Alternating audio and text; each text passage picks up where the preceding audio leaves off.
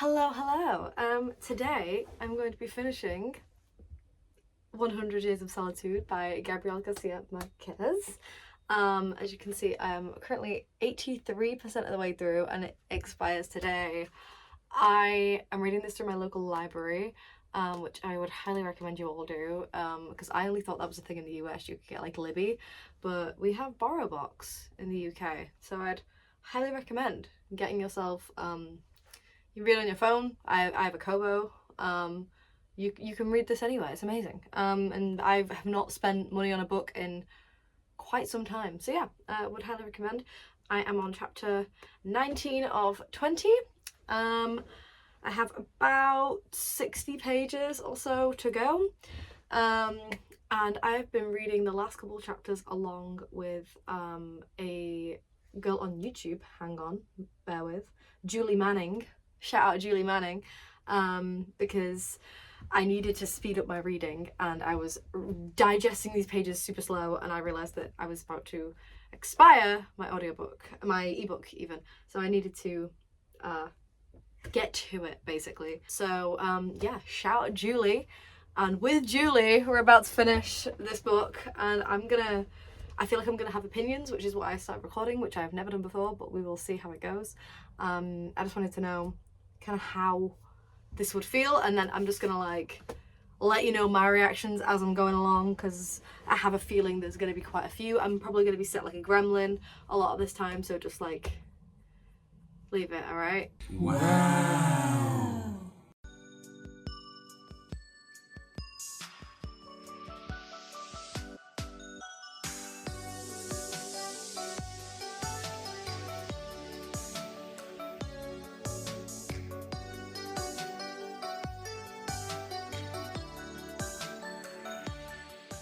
So hey, what was that chapter about? Chapter 19? Hey, what was going on there? I feel like I should have done like a recap of everything that's happened so far, but we're almost at the end of the book, so I feel like, is that worth it? Like, I feel like people who are going to be watching this probably already read it, because why would they want to read the end with me? What the hell is going on? I'm gonna grab a jumper because I'm cold, and I'm also gonna grab a coffee, and then we're gonna get into this, because hey, what? Chapter 19 was weird, man. Okay, got my coffee, I've got my jumper, I think my dog's here. Walter, come here.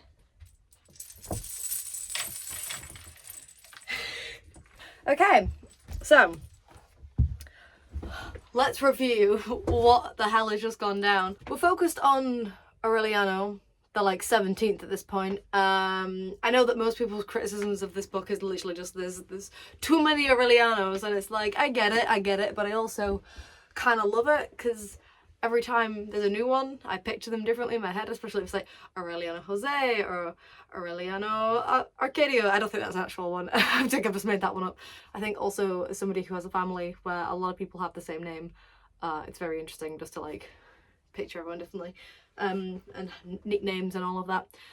Yeah, so chapter 19, we're focusing on so far the youngest Aureliano. I do know spoilers because there's literally a family tree at the beginning of the book, so I mean, let's take a look at that together, shall we?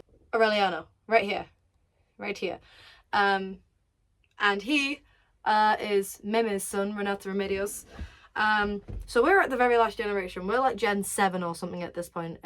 This one doesn't paint the best picture of like how many generations there are, but other versions I've seen have like literally characterized it like generation by generation, even though it does get messy because like incest and, you know, timelines and things. But in general, we have generation 1, which is Jose Arcadio Buendia and Ursula, and then we have Colonel Aureliano Buendia, who was my favourite character for the majority of the book. When he kind of came back from the war, I was a bit like, I know, you've changed, man. You've changed, bro. You've changed. During that kind of very first section of the book, he was my favourite, just because he was more introspective and had interest in the world and all of that. And then there was a lot of war talk that like, he kind of lost me with that one, I'm not gonna lie. But yeah, I'm a big fan of Colonel Aureliano Buendia. Well, Not everything he does, because there's no such thing as a perfect character in this book. They're all incredibly flawed in some way. Obviously then we've got Remedios, the first, little Remedios, child bride Remedios, God rest her soul. And then we have Jose Arcadio with Rebecca, who eats dirt. Low-key justice for Rebecca? What kind of happened there? Just like, she's in her house, her husband shot himself, allegedly, we don't know, or he was killed, I don't really know what went on there. We had Amaranta, very confusing Amaranta. Will she sleep with her nephew or will she not, you know? In the end, she was kind of like praised for being like not a saintly figure, but she was like, yeah, she was a virgin and like whatever. It's like, yeah, but you still like almost slept with your nephew. So what's going on there? Then we got the 17 Aurelianos. In the last chapter, chapter 18, the final surviving Aureliano came back and I was like, let's go! And then immediately they were like, hey, let's tie up this loose end. Let's shoot this loose end. We had Aureliano Jose.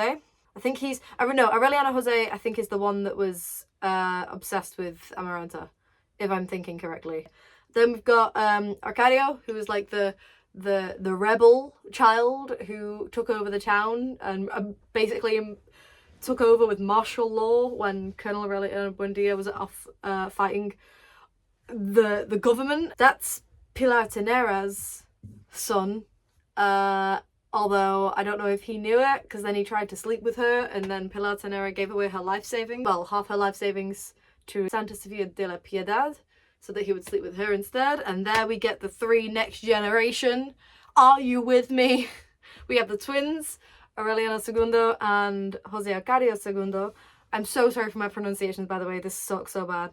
And then we have Remedios II, Remedios the Beauty, who, in my personal opinion, is my favourite character. I could write, like, if I'd read this for school, which, like, I'm dissecting this like I read it for school, I would have, number one, I don't think I would have enjoyed it as much because, like, you know, you have to read something for school and you're like, it's not as fun anymore. Like, I would have, like, been analysing the character of Remedios the Beauty and I would have been like, can I write my essay on her? Because I think that she's a fascinating character.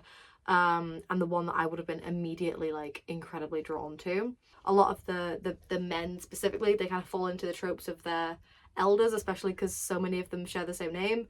So there's a big reason that, you know, they all kind of start falling into incest and all of that good stuff. So I know when Remedios the Beauty came around, I was like, whoa, she's so different. She's not like other girls, literally.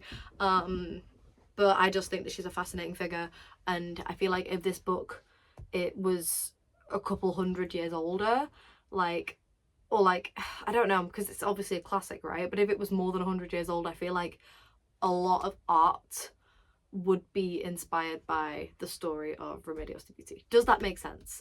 Do you know what I mean? Like the tragic figure, like kind of Greek figure of, like, you know, Ophelia drowning in the lake, like that kind of, do you catch my drift? Like her flying up into the sky with the towels and the rugs, shaved her head bald in her kind of burlap sack of a dress. Like, do you see the vision? Like, I hope you do, because that's what I'm saying. Like the tragic, beautiful figure where she's like actively trying to appear less beautiful, and I'm not even trying to, I think she's just pushing the boundary, and because of that everyone perceives her as simple-minded, but she's not. She's just not. She's great. I love her.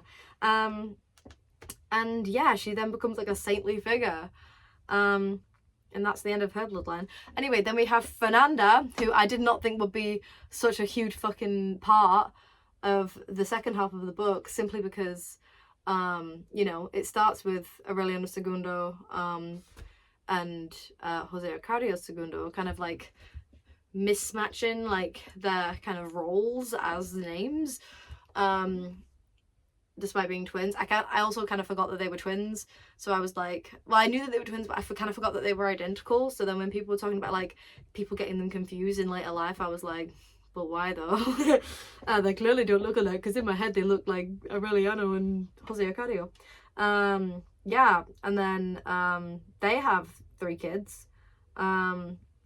You have Renata Remedios, aka Mimi.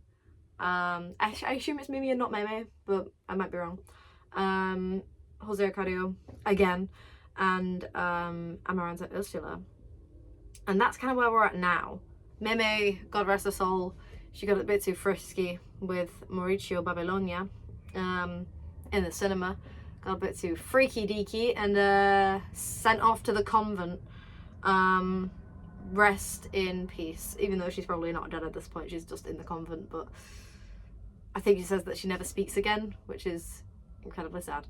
But yeah, then we have current Aureliano, who we are about to dissect in the final chapter.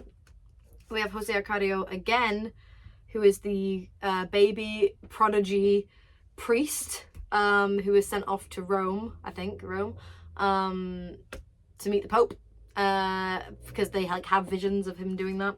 And then he comes back and it turns out it was a big fat fraud and he just wanted to like chill over there for a while and come back and get his earnings, and there was nothing left. And then we have Amaranta Ursula, who has just been raped, I believe, if I have gotten that correct. And I know where this ends, because I was like, oh, some incest is going to happen here. And now I know in what capacity. So that's a bit disturbing. So I'm going to drink my coffee and read this last chapter, and then I will be discussing. Maybe I should give a few predictions for how I think this book's going to end, because I only have, let's see, how many pages do I have left? I have 16 pages to go of the entire book. So let's see what I think is going to happen. Well, naturally, I feel like Amaranta Ursula is going to go mad. Like, she's either going to go like crazy and like have a kind of Stockholm syndrome kind of scenario where she like falls in love with him under the pretense of her rape, which tends to be a running theme in a lot of literature for some reason. Like, I feel like I should insert the clip of like that Netflix sex show where she's like, he rapes her, they fall in love, audience loved it. Prince. He rapes her, she falls in love. Damn. They live happily ever after. Audiences loved it. So I feel like she's either gonna do that, or she's either gonna like go mad with grief, and like, as again is a common trope in a lot of literature. I don't know if Gaston is gonna still stick around, which is Amaranta Ursula's husband. I don't know whether he's gonna stick around or whether he's gonna be so obsessed with his planes and he just takes a one-way flight. I am scared. I know what happens at the start because Pilar Nera is dead. She's in like a 150s at this point. Sure, I mean, let's go. Basically, I feel like this is going to be very sad. I mean, it's called 100 Years of Solitude, right? I have a feeling that basically it's going to start as it ends, and like there's got to be some kind of cyclicity here, like, and I'm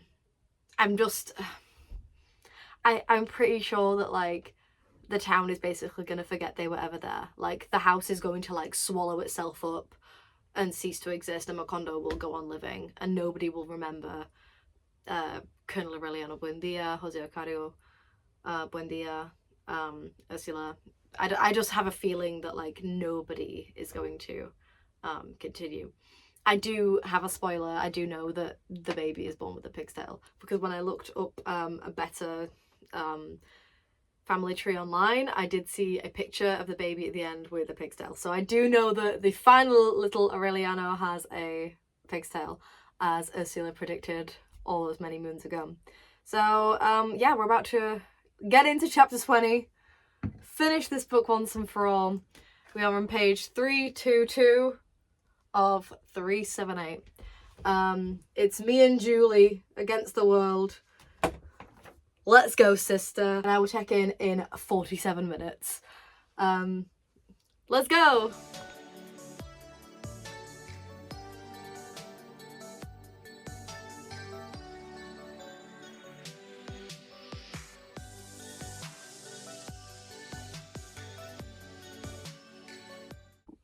Just a quick catch up. I'm literally only like a page in, but I just wanted to say, if anybody has an e-reader, I love the dictionary feature where you can just highlight a word and it tells you what it means immediately. Like, I'm obsessed with that.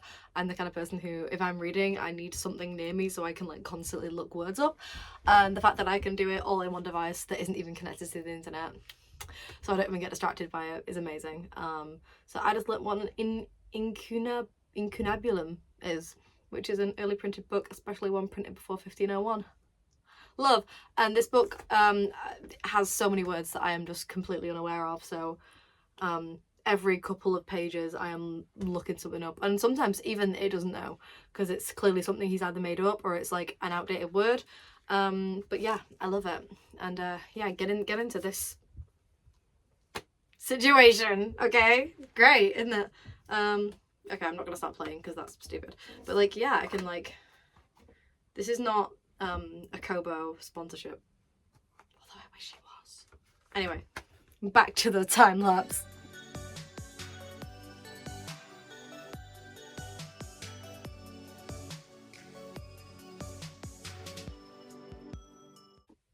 Hey, sorry, I know I keep like stopping and pausing, and I have my book propped up here. Why are we talking about the bookseller right now? I know that like things are going and going and going, but like, this guy's not a Buendia. We're not even really talking about Aureliano right now. Okay, interesting. We're a quarter into the final chapter, and all we're talking about is the bookseller, and Pilar Tenera got like a page on her death. Interesting. Okay, I'm just saying. Okay, let's go back to it. But yeah, I'm just pointing out. Is this like a self-insert from Gabrielle? Like, what's going on?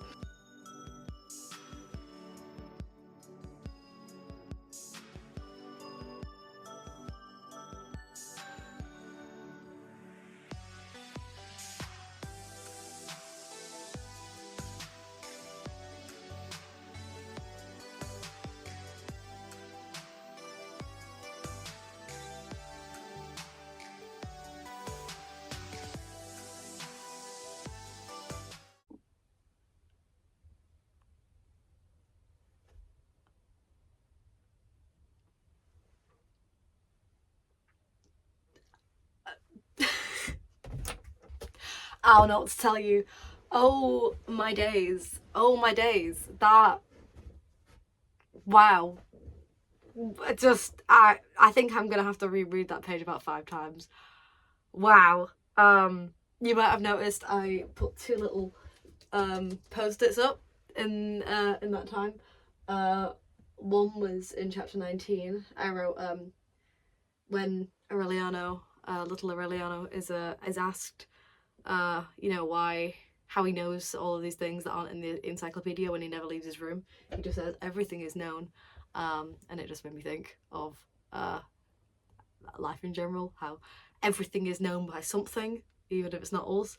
And in the final chapter, in that flash of lucidity, he became aware that he was unable to bear in his soul the crushing weight of so much past. And I just was like, whoa, that deserves a, maybe not on my wall forever, but it needed to be, I needed to remember that, because this is gonna disappear. Wow, that is insane. I now know that even though it says I'm 91% of the way through, I'm now done, because the rest is just book things, but I'm in shock and awe. Wow. Gabriel Garcia Marquez. Oh my days. A name that I have heard for so many years, and a book title that I have heard for so many years and never even considered looking into until very recently, and I'm not even 100% sure why. I think I just heard the name float about, and I looked to see if it was available in the library, and it was, and then it became available, so I just thought I would give it a go. And I'm just floored. Like, instantly probably one of my favourite books. Because it's so unlike anything I have ever seen. And I think anything that is even remotely similar is probably because it has mimicked this in some way. I have no words. I have no words. I was a little bit correct in that she ends up having a kind of Stockholm situation kind of thing. Not really, because she did say that she loved him, but I don't know if that tracks for me personally. Not when you're it's your nephew. Also, you probably saw me like be gagged a few times, and that was because I didn't realise, I forgot that he was given up as a baby, and that Fernanda was the only one who knew that he was actually Mimi's child, so was still related to the family. And then the baby with the pig, and the fact that that's just it, and the baby's just gone. The baby is taken by ants. Little Aureliano. Would that have not happened if he was called Roberto or Rodrigo? Like, girl. Oh my god. What Gabrielle! And there she is. Finished. This is one of those books that I know in future when people ask a book that I can reread again for the first time, I will say this. And I feel like right now, just a lot of the time, you know, when you're reading a book and you can tell what rating you're going to give it before you've even finished. I was thinking that this was not a 5. It was probably like a 4.5 or 4.75, and I think I'm going to stick with 4.75. But that being said, trust me, I know that I said it was one of my favourites. I think that this is going to be the kind of book that I reread multiple times as I get older, and it will take on new significance as I get older, because I'm with the Buendia family now. We're together. I'm in there. I'm coming over for dinner. Like, they're making me coffee. I'm in one of the 16 million bedrooms. There's ants everywhere. Like, I felt bad. Like, when they started to, like, destroy the house at the end, I was like, I love that house. Don't you dare. Like, no, you can't destroy the house. I've lived with this house for 100 years. You can't. I feel like I want to write an essay now about this. I want to write about it, and I needed to just have this moment. And I might go and have a cry because it's over. Yeah, I feel so close to these people that aren't even real. And I'm definitely going to be rereading this in the future. And I think when I do, it will be a 5 stars for sure. This is it from me and Julie, who did not consent to being in this video, so I do apologise, but thank you to her for helping me get through the last of this book very quickly. It was great to see somebody else's reactions. I'm gonna go and read the comments, because there was like only like 1 or 2 comments throughout all the other videos, but there's like 20 on this one. Ooh, somebody that said that he thought that Aureliano would wake up. Oh, he thought that Aureliano would wake up reincarnated as Jose Arcadio Buendia, the founder, because it was sort of trapped in some kind of time loop where history repeats itself. Interesting. Very interesting. I'm just like, might go and rewatch the Wicked for Good trailer, have a cry, get some food, and yeah, I will see you in the next one. If I do this again, which who knows, maybe I might do. I might just, you know, start doing this where I share my thoughts on the books I'm reading, because I'm reading a lot more. And I'm enjoying it. Some of them might be book talk books, aka bestsellers, or some of them might just be shit like this, where it's just books that I've seen and always want to read, and they have come available through my library. My next book that I am reading is The Burning God, which is the final book of the Poppy War series by R.F. Kuang. Hi, Editing Amy here, actually with a decent microphone this time, so you're so welcome for that. I ended up not actually reading The Burning God just because my library loan ran out, and it was like 600 plus pages, and I just didn't have the brain capacity or the time for that at that moment in time. So I ended up reading Funny Story by Emily Henry, because I'm halfway through that now, and it's pretty damn good, I'm not gonna lie. So also subscribe for decent audio maybe next time. But yeah, I will put my story graph in the description if you do want to follow me on there. Because again, it's a wild ride. There's a lot of weird books. I'm not the kind of person who reads like 6 million books, because I have a job and other things to do. So yeah, go follow me over there. It's a fun time, and I sometimes write reviews. A lot of the time I don't, because I forget, but I always do an end of year book roundup on my Substack, which I'm trying to get back into, because I made like 2 posts and then never posted again in like January, so I'm gonna get back into that as well. So yeah, I'll see you in the next one, and yeah, let me know what you thought. Bye.